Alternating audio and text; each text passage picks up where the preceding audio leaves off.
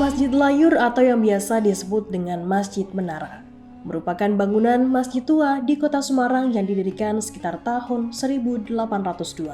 Tepat berada di Jalan Layur, daerah Kampung Melayu, kota Semarang.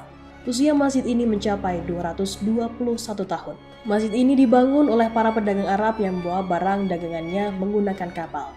Karena lokasinya yang sangat strategis, yakni berada di samping Sungai Borok. Kala itu banyak pedagang Arab yang singgah dan menempati kampung tersebut.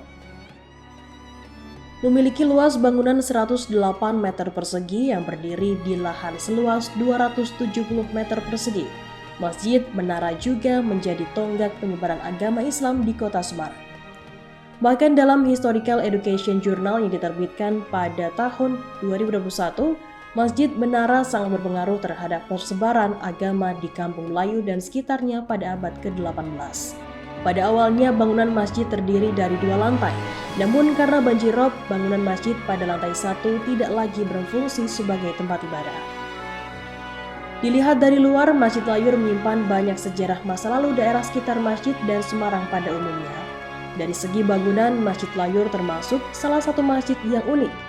Masjid ini dikelilingi tembok tinggi dengan menara khas Timur Tengah berada di depan di samping pintu masuk.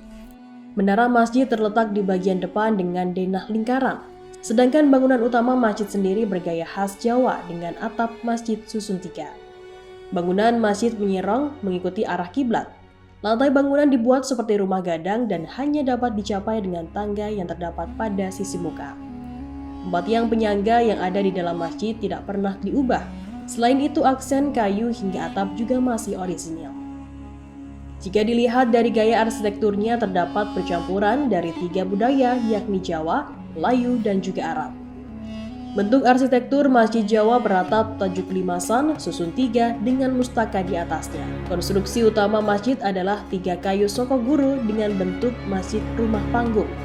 Lantai kolong sebagai tempat wudhu dan gudang penyimpanan alat, sementara lantai atas tempat ibadah.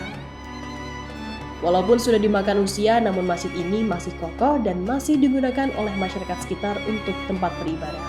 Sampai sekarang, masjid ini masih terus dirawat oleh Yayasan Masjid setempat sebagai upaya pelestarian sejarah dan sebagai masjid tua kebanggaan kota Semarang.